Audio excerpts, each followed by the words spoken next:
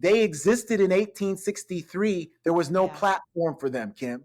We've always Yes. had Michelle Obamas. Michelle existed in 1863. We've had Right. Black excellence and Black genius, especially led by Black Certainly. women then, as well as we do now. But 63 gives us the platform so we can see it and feel it and touch it and taste it. I'm Kimberly Atkins Stohr, and this is Justice by Design. So I want you to take a moment and imagine this. Picture it, America. There are protests happening on college campuses, uh, protesting what students see as an unjust war and America's involvement in it. There are fights for civil rights and equality as efforts to increase diversity in places like universities are being thwarted by elected officials. There are in fears about the increasing use of police against citizens. There are, um, people who are working to fight back, to bring attention to these injustices, to demand change, and saying that's not what America ought to be. I could be talking about 2025. But today, I'm going to be talking about 1963, which really served as a foundational flashpoint to the fight for civil rights and the expansion of rights for everyone here in America. And there's no better person to talk to about that than Dr. Peniel Joseph, who just has a new book out called Freedom Season: How 1963 Transformed America's Civil Rights Revolution. Peniel, thank you so much for joining me today. Kim, it's great to be here. So, why in this book? I mean, I know you are uh, a historian. Actually, before we talk about the book, I almost forgot. I always ask my guests to introduce themselves to our listeners. Just tell us a little bit about who you are and what you do. Hi, my name is Peniel Joseph, and I teach history and public affairs at the University of Texas at Austin. And I'm a native New Yorker. I'm the fortunate son of Haitian immigrants, both of whom passed away, and my mother, Jermaine Joseph, 2 years ago, but who turned me into historian, into a storyteller, into a teacher. Um, and I'm just very privileged to be able to do what I do. Yes. And I'm thankful to her because you are a historian that I've turned to time and time again to help understand what is happening, because we can't understand our present without having a clear view of our past. And on that point, why did you focus on the year 1963 in this book? I mean, I know there's been a lot written about 1965 and the passage of civil rights laws, and 1968, where it seemed to be a real, flashpoint, literally, in our nation. So why 1963? 1963, Kim, just kept coming up in the research that I do. So in my last book, The Third Reconstruction, which really was a book that gave me a chance to dive into Black women's history and Black feminism. I'm a student of Sonia Sanchez, and in The Third Reconstruction, I really look at Black women like Ida B. Wells and Angela Davis, Ella Baker, Fannie Lou Hamer, Stacey Abrams, and what they've done through three periods of Reconstruction from 1865 all the way to the present, and how they were at the leading edge of reimagining American democracy and freedom and dignity and citizenship. And 1963 just kept coming up. I've been writing books now for 20 years, very fortunate. And I always thought every time I stumbled into 63, writing about civil rights, Black Power, Stokely Carmichael, Malcolm X, but then also writing about Black women activists from that period in the Third Reconstruction, there was just a lot more to delve into. And I just kept coming up with new things on James Baldwin, on Gloria Richardson, Lorraine Hansberry. And so 12 years ago, I wrote an op-ed for the New York Times called Kennedy's Finest Moment on the President Kennedy's June 11th, 1963 speech. And I thought, wow, I should finally get around to writing something about this year. And that stayed in my mind for over a decade. I wrote the third Reconstruction while I was writing this book because everything happened with George Floyd, Breonna Taylor, all these Yeah. things. And I finally got back around to this book, and being able to write about a whole year let let let me really it let it breathe. I could really just sit in this year. And I thought this year was really the most extraordinary year of the 60s. And this is the year that gives us the context for 1968. It gives us the context for things that happen further down the road, but this is the end all be all year. And it's a year of unraveling and a year of coming back together. So it's a year of triumph and miracles, but also tragedies and violence. It's so true. I mean, I just jotted down a short list, and it's very incomplete, of just some of the things that were happening in 1963. You have George Wallace becoming governor of Alabama, and then ultimately standing at the door to block Black students from matriculating in universities. The feminist mystique came out, which really sparked a new wave of feminism. Dr. King wrote a letter from a Birmingham jail, and he also spoke at Washington, um, giving his infamous speech there. You have Medgar Evers assassinated. It was just so much. The 16th Baptist Church bombing. It was so much happening then, but it was also the 100-year anniversary of the Emancipation Proclamation. Sort of contextualize that moment in our history, and if you could draw some parallels to what you're seeing today. There are so many echoes, Kim, between 1963 and 2025. The anger, the polarization, but also hope. Hope was in the air in 1963.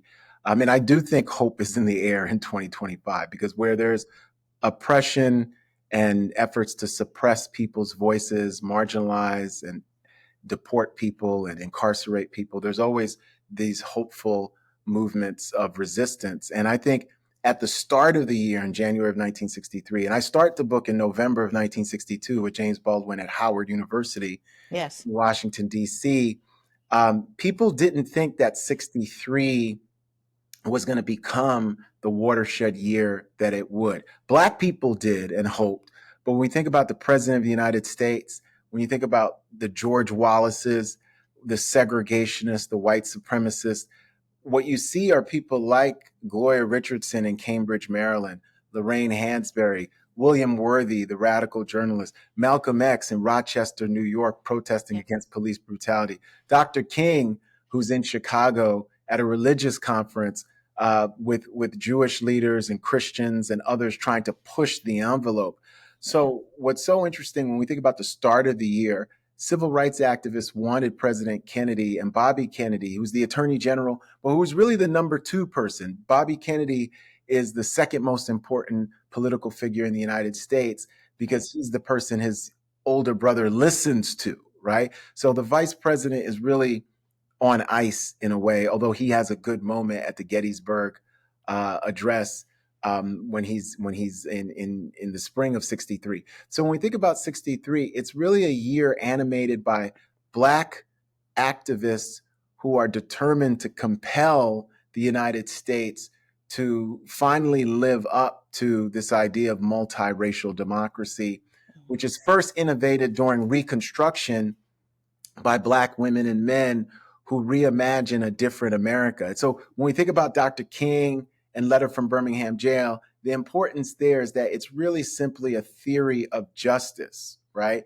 And Gloria Richardson's going to articulate her own theory of justice at Howard University and other places. Malcolm X articulates his own theory of justice with Message to the Grassroots. James Baldwin's theory of justice is in The Fire Next Time, which is first published as Letter from a Region in My Mind, 20,000 word essay. For me, still the best essay on race and democracy Mm. ever written, right, Indeed. in any Yes. language.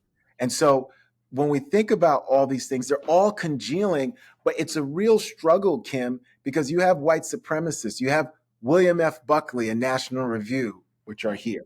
You've got liberals who are chafing at the movement for Black dignity and citizenship. Norman Podhoretz in 63, a friend of Jimmy Baldwin, but he publishes, you know, My Negro Problem and our you know, and in Commentary Magazine, which really blast Baldwin and blast this movement for dignity and citizenship as encroaching too much on the privileges and the prerogatives of white citizenship and white Yeah. supremacy and white male patriarchy. We've got George Wallace, an almost cartoonish white supremacist. We've got Jim Clark in Selma before 1965. I've got James Baldwin in Selma before 1965 in October of Right. 63. Baldwin meeting up with Medgar Evers New Year's of 1963. So it's this capacious year that's global in scope. Du Bois in Ghana and Yeah. people like Alice Wyndham in Ghana. But Just when you're really talking incredible. about some of these folks too, there was also an engagement of some sort, right? And I think that's one. I mean, I want to talk about parallels to the present, but that's one, in my view, difference, big difference in the present, because you had William F. Buckley engaging Baldwin in discussions, and later there would be, you know, the famous Baldwin Vidal talks, and you had these exchanges of different ideas within the media, within academia, within the movement. Even, Mhm. you know, you had differences between a lot of the approaches of Evers or Malcolm X. So how how did that impact the moment, Peniel, and how can we learn from that? It I feel like we need to get back to that if we're going to be able to make the case and not just keep speaking in silos. Oh, absolutely. 62 years ago, we spoke to each other and debated each other um, in much more muscular ways, in much more satisfying ways. One thing I will say is that 63 also shows the rise of a very far right wing extremism in the Bircherites, Yes. Young Americans for Freedom, that become mainstream by 2025. I do think, though, there were more efforts at good faith arguments in 63. And by good faith, I mean people who were saying, yes, we believe in democracy, but we have different ways of getting there. I think in 2025, we have a lot of bad faith arguments because we have tens of millions of people who no longer believe in democracy, let alone multiracial democracy, which is different from Herrenvolk democracy or Yes. white male democracy, right? Yes. And so I think that the differences between 63 and 2025 are certainly in the presidential administrations. The Kennedy administration, as opposed to the current administration, was ready in certain instances to listen, was ready after being pushed to lead, right? Um, Mhm. Certainly they falter that year as well. You know, one of the things I show in Freedom Season is that in certain ways, the high point is that magnificent summer of 63, not just the March on Washington, but the spring and summer where we see the Walk for Freedom in Detroit, where we see Gloria Richardson and the Cambridge movement, a Black woman leading a movement to desegregate a city that parallels and is juxtaposed against Birmingham and Fred Shuttlesworth and King and Jackson and Medgar Evers, where she's the single most really important and visible Black woman civil rights leader in 1963, Gloria Richardson, and they're trying to marginalize her and say that she doesn't smile enough, and she's a single Black Yeah. woman, mother of two, Howard University graduate, hyper eloquent, fiercely militant, but somebody who radiates a dignity and a power and a presence that Yes. captivates Malcolm X. Malcolm X leads a standing ovation for Gloria Richardson in Detroit at King Solomon Baptist Church in Yes. November of 1963. So that's the year. This is a year of people taking their dignity and their self-determination and their leadership and forcing power brokers, white power brokers who don't want to listen, but shaming them, forcing them, compelling them to say that Black citizenship and dignity is the key. What one great anecdote here, Kim, is that when John F. Kennedy on June 11th, 1963, gives his famous civil rights address, there's a point in that speech where he says, "We preach freedom around the world and he pauses and he says, and we mean it. Mm-hmm. The reason for the pause, the reason for the amplification, and we mean it, is because of Gloria Richardson. It's because of Lorraine Hansberry. It's because of Yeah. James Baldwin and Martin and Malcolm and Ella Baker, right? It's because they're forcing no less than the president of the United States. There's a famous May 24th meeting with Bobby Kennedy where Kennedy is being talked to, at times berated for 3 hours, led by Lorraine Hansberry, Lena Horne, James Baldwin, Jerome Smith, Harry Belafonte, Kenneth Clark. This is Yeah. extraordinary. And this had never Yeah. happened in the history of the Republic before. So it's Right. really a time where words and ideas matter because people are putting them into action. They are. And you're seeing people, whether it's Hollywood or civil rights activists or elected officials or everyday people who are just trying to go to school or to have their rights protected speaking. You had these leaders of the movement. Do we have anything like that today? I mean, a lot of people of color, Black folks are in positions that they probably didn't imagine in that moment that they could be in. We have the highest Democrat in the House is Black. The last Democratic nominee for president was a Black woman. We've had a Black president since then, but none of them sort of campaign putting that dignity in their blackness forward. In fact, every strategist, everybody was telling them, don't focus too much on race. That's the new approach for our elected leaders, our Black elected leaders. Do we have Who's our Malcolm? Who's our Medgar? Who is our, you know, is our Shirley Chisholm? Who are those leaders of today, and where do we find them? Well, I do think we have Gloria Richardsons and we have the Lorraine Mm-hmm. Hansberrys and we have these leaders today. One thing I would say, Kim, is that my argument in Freedom Season is that really 1963 ushers in a half century consensus of racial justice that has since been broken. We live in a post Mm, consensus period. And I argue that 63 to 2013, so from the Kennedy speech all the way to Shelby v. Holder decision, mm, it's 50 years of racial justice consensus that is imperfect, that is yeah. radically imperfect. Because alongside of that 50 years, I'll talk about the good, but let me talk about the bad. Mass incarceration, systemic racism, Yes. residential segregation, public school segregation, all these things, high unemployment rates, rates of Black women, maternal death rates, Mm-hmm. disparities, wealth disparities, all those things exist. But that 50-year period provides the most, and we have the data to back this up, the most access in American history for Black, for people of color, for women of color, in terms of building wealth, in terms of getting access to K through 12 education and higher education, including elite and HBCUs, but Yes. also in terms of being elected officials, in terms of access to corporate America and corporate boards, in terms of the whole way when we think about the United States and having access, that provides the most access in American history, right? And Mm-hmm. in post 2013, we are living in a post consensus United States of America.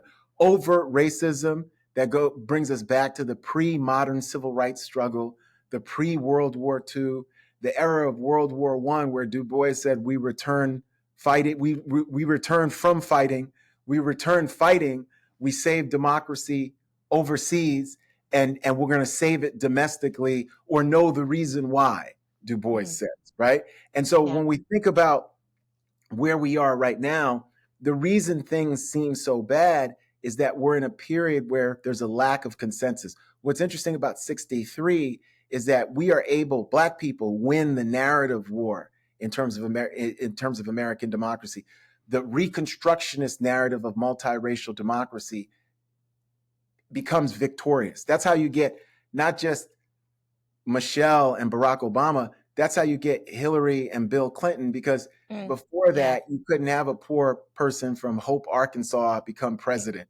And you couldn't have a woman become the nominee of a major party like Hillary Clinton does in 2016.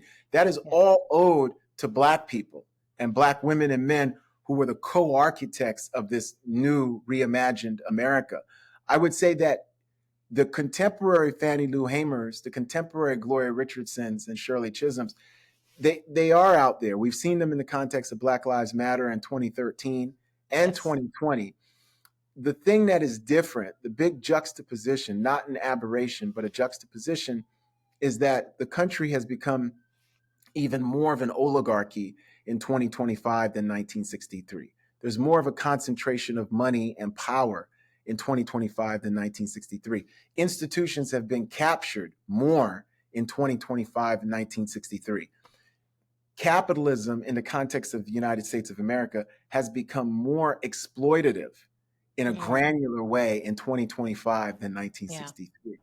And one of the big linchpins that we've lost, Kim, is that in 63, however imperfect, the country, and again, because of Black folks, had a steadier moral compass and ethical framework that could be tapped in Mm, to lead to transformational change.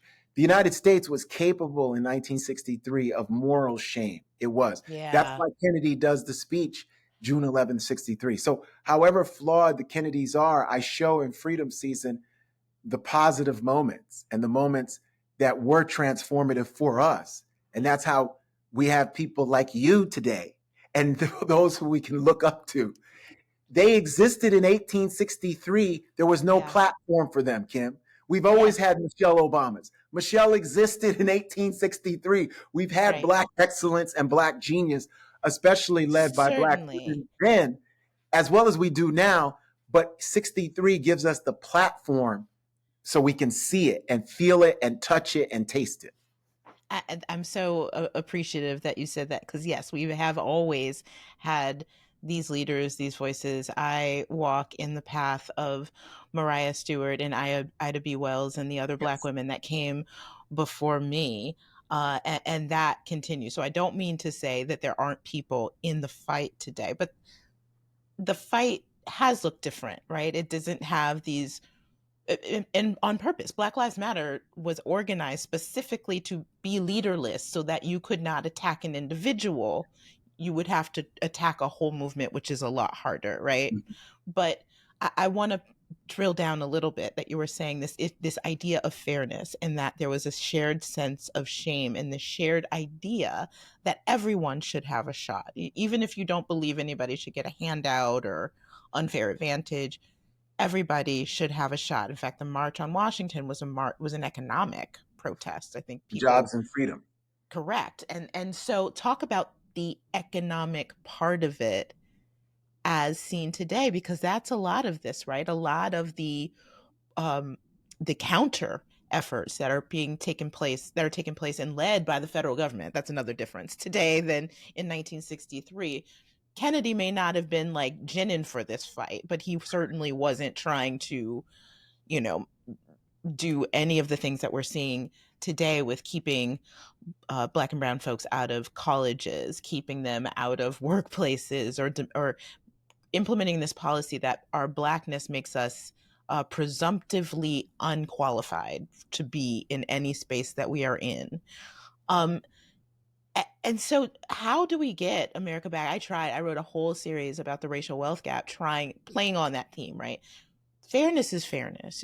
Anybody should believe that anybody should have a shot. If you work hard enough, if you do the things you're supposed to do, you go to school, then you shouldn't end up at the end of that laden in more debt, with fewer opportunities, with more health problems than a person who is white who did the same thing. And I don't think it landed, Peniel. I don't think people got that in the same way that they might have in the 60s. So how do we get back to that? Well, we need a new shared consensus. So, one of the things we have to understand, especially those of us who are Gen Xers and those of us who are of a certain age, and we came of age in the context of Spike Lee's Do the Right Thing, came of age in the context of the Malcolm X film and the Malcolm X resurgence, came of age in the context of Oprah Winfrey and Michael Jordan and Black excellence, is this that the period that we came of age in, this 63 to 2013 period, is is a very unusual, atypical moment in American history. That consensus has since been shattered but there, but for the grace of God, go all of us, Mm, back down to the bad old days of segregation, sharecropping, peonage, and convict lease system. Some of us don't get that. The whole entire history of the country, other than that 50 years, was not just anti-affirmative action. You didn't have the muscle to even propose affirmative action. Certainly, there's yeah, Callie House talking about reparations, and Mary Frances Berry has the great book, My Face is Black, My Face is True. But for the most part, the idea of Black dignity and citizenship was off the table, was off the table. So what we do in 63 is really allow it to be institutionalized, where somebody like Michelle and Barack Obama can go to Harvard Law School and graduate and not be harmed, because people died for that. yeah, So many of us think that we just did it on our own, and we've lost that collective sense of wonder and privilege and pride and honor. And that's what I love about James Baldwin, who promises the SNCC students in 62, I'll never betray you. And Baldwin becomes what he calls a witness, but he's more than that. He's speaking in a prophetic Old Testament biblical voice of Jeremiah and Joshua and these prophets who really were very active in terms of trying to transform evil into good. And so when we think about why we're at where are at today and things aren't landing, is that we worked so hard to get that racial justice consensus, but that consensus has been, we've been stripped of it for multiple reasons. And this connects to the economic gap that you're talking hmm about, because part of what happened to us in the 1960s and 70s and 80s is that at the very moment Black people forced institutions like higher education, especially K through 12 and higher education, to let them in, was the very moment that the federal government and states started to defund those institutions gradually, right? And so even as we started to gain access, these institutions started to diminish the way in which they had served as levelers and amplifiers in the post-war period, with the GI Bill, with the Fair Housing Act, with public school education and college educations that created wealth, not just employment, for entire communities and entire generations. So what yeah, we're facing right now is an escalation, not only the ending of the 50-year racial justice consensus, but an effort to eviscerate all of the gains that we made throughout the 20th century and bring us back to the 19th and early 20th century eras of segregation, separate, unequal, violent, and really the state of terror yeah. against the Black community. Yeah, it really reminds me of the end of Reconstruction in so many ways. That goes back a little further than 1963, but it really feels like it's an effort to actively erase the gains. I mean, in that time, as you know, there were Black elected officials, there were entire Black communities that were thriving in North Carolina, in Utah, in Georgia, and Florida, and New England, even. And those were swiftly brought to an end and then erased from history, which is why we need historians like you to help us remember our past. Yeah, I try to end in a solutions focused way, and it usually centers on the listeners that we have right now. What can people do? People who are saying, oh no, I do not want to go back. I do not want America to not be shamed by its, to have to be in shame because of the racism here, because of the xenophobia, bigotry, lack of humanity. What do people do besides reading your book and learning history? What do people do in this moment? People who may feel powerless, or like what they can say or do won't matter. I think it's a time for coalitions and coalition building. I think one of the Mm, things, the lessons of 63 with the coalitions, I follow the stories of Joan Trumpauer, John Salter, white activists in Mississippi at Tougaloo, who are sit ins with uh, Black folks and with the Medgar Evers and with Murray Evers and with the civil rights activists who helped change this. So we need coalitions. Um, those who can should be speaking out, including supporting higher education, supporting historically Black colleges and universities, Hispanic serving institutions. Um, not everybody can speak out, especially those who live in states of the former Confederacy, right? Whether that's Florida or Texas, can speak out in the same way. And we've seen this with the anti-DEI, the anti-woke acts, the firing of the Black workers in the federal government. Federal government is one of the only places that during that 50-year racial justice consensus, federal government, higher education, K through 12, that Black people made real inroads, right? And Mm-hmm. really, Black, white college graduation was nearing parity by 1978 before they stopped it with anti-affirmative action, the Bakke case. And the last time we've had robust numbers of Black men graduating from medical school is 79, 80. Wow. Right. And the last time we've had robust, really percentage wise in the Ivies is in the 1970s. So what people should be doing is thinking about coalitions. I love the fact that Baldwin perceives of us as estranged kin, but we have to confront the original sin of racial slavery and its afterlife. And the afterlife, according to Baldwin, is not just segregation and that violence, but it's the lies that the violence are based upon. And Yes. we live in a time where a whole new generation is trying to erect a new wall and new monuments of lies, the anti-1619 projects, anti-American history projects that Sure. try to really not only reinstall American exceptionalism, but install a new kind of Confederate exceptionalism that is overtly white supremacist, Yes. that is unethical, that's morally reprehensible, and being used as a cover to violently end and eviscerate the progress that had been made. So, for Yes. those who are listening, this is your time to step up. Sometimes people talk to themselves, what would they have done in the 1960s? Would you have marched with Dr. King? Would you have been a Black Panther? Would you have Yeah. voted for Shirley Chisholm? This is your time. This is your Yep. time to answer that question because we're really living in watershed historical times, Kim. Wow. That's a great way to end this conversation. Thank you, Peniel Joseph, for joining me today. And thank you for writing this book. I'll leave a link in the show notes. Thank you. I enjoyed it. And thank you all for listening to Justice by Design. If you could, wherever you get your podcast, make sure that you are following the podcast and give it a 5-star review because it helps it grow. And also, you can catch the visuals on YouTube on the Politicon channel and the Justice by Design channel. Until next week, take care.